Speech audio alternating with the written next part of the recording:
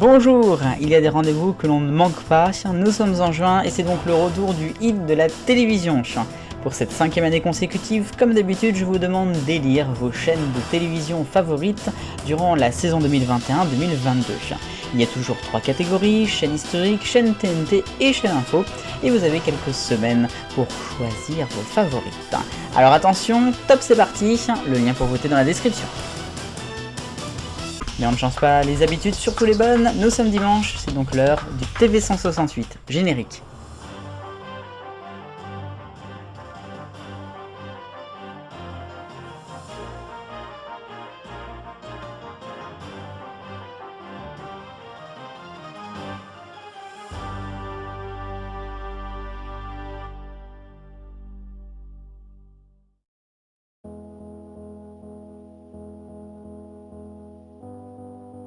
Du tennis à la une du TV168 cette semaine. Après plus de 15 jours de compétition, il est l'heure de faire le bilan de Roland Garros 2022 qui s'achève aujourd'hui avec la finale masculine sur les terres battues. Côté télévision, je rappelle les droits, France TV Sport possède la diffusion de tous les matchs qui ont lieu sur le court Suzanne Lenglen, de tous les matchs sur le court Philippe Chatrier, en tout cas uniquement en journée, c'est-à-dire que c'est le premier et le deuxième match. Amazon Prime, de son côté, a les droits pour le 3e match du Philippe Chatrier, donc le central, le match de nuit, les fameuses sessions de nuit, et puis également tous les matchs qui ont lieu sur le court Simone Mathieu. La direction de Roland Garros doit d'ailleurs proposer le meilleur match de la journée en session de nuit sur le central. C'est ce qui est arrivé mardi soir avec le duel Nadal-Djokovic, qui d'habitude arrive un peu plus tard dans la compétition, mais là qui était en quart de finale, et qui a donc été proposé en 3e match le soir. Donc France Télévisions n'a pas pu le diffuser. Alors ils étaient furax, Laurent Luyat a fait plein de messages à l'antenne, Delphine Arnaud s'est exprimée. Moi je suis désolé, ils ont payé pour le lot qui n'a pas ce match, il faut qu'ils respectent. Certes c'est dommage, certes c'est de l'audience en moins, mais c'est ainsi. Amazon l'a diffusé du coup gratuitement, ils ont fait un effort à ce niveau-là et non pas payant. Donc voilà, je suis assez énervé de ce truc-là.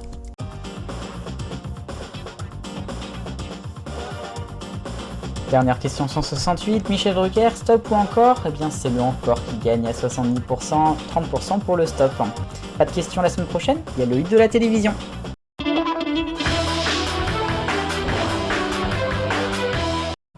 Partir à 32 ans, c'est douloureux forcément, alors je crois que vous êtes tous d'accord avec moi pour cette semaine dans mon point rendre hommage à Frédéric Leclerc-Imhoff, GRI, journaliste reporter d'images pour BFM TV, qui nous a quittés. Il a été victime d'éclats d'obus en Ukraine alors qu'il était pourtant dans un véhicule blindé. Parti depuis plusieurs jours, c'était la 2e fois qu'il allait depuis le début du conflit là-bas pour informer son pays. Vraiment, la liberté d'information c'est beau, mais c'est au risque d'une vie.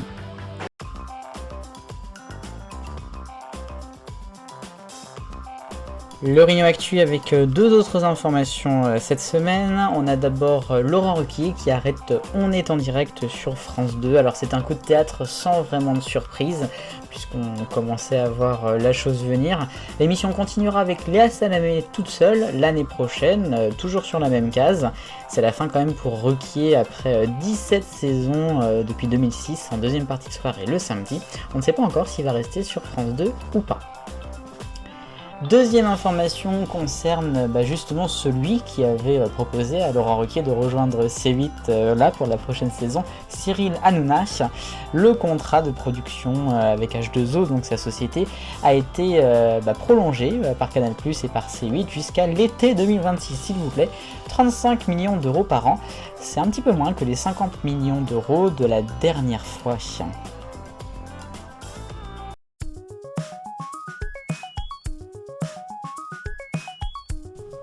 Aïe aïe aïe, l'arc-en-ciel des audiences commence en rouge avec Fais pas ci, fais pas ça sur Énergie 12, en dessous les 100 000 téléspectateurs pour la rediff de vendredi.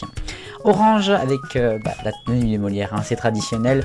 Lundi soir sur France 3, ça n'a fait que 900 000 et 6% de part de marché. Jaune pour M6 avec le film The Queen, consacré au jubilé de la reine d'Angleterre, 1 100 000, c'est quand même moyen. Tiens.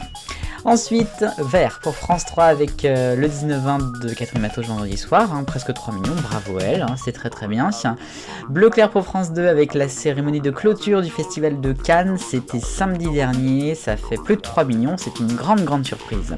Bleu foncé, c'est le football vendredi soir en prime time sur M6, France-Danemark, 5 600 000.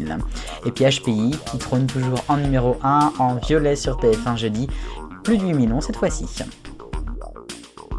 Les audiences de mai 2022, rien à signaler sur les deux premières. France 3 est de nouveau troisième, ça monte, ça baisse un peu pour M6. À noter une dégringolade pour BFM TV, forcément ce n'est plus la présidentielle.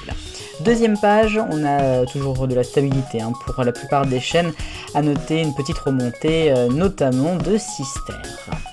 Et puis sur la dernière page, là aussi on est sur une grande stabilité, c'est France Info qui ferme toujours la marche et qui passe en dessous les 1% de part de marché.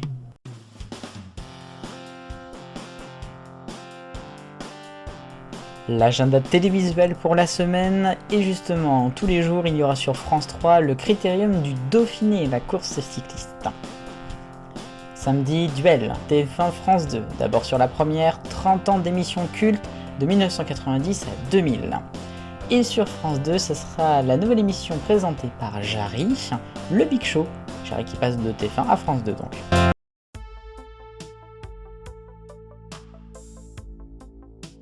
Et enfin, ou plutôt and finally, puisque nous partons au Royaume-Uni pour cette dernière séquence, vous n'êtes pas sans savoir que toute la semaine, c'était les célébrations du 70e jubilé de la reine Elisabeth II, reine qui est donc présente depuis 1952 sur le trône.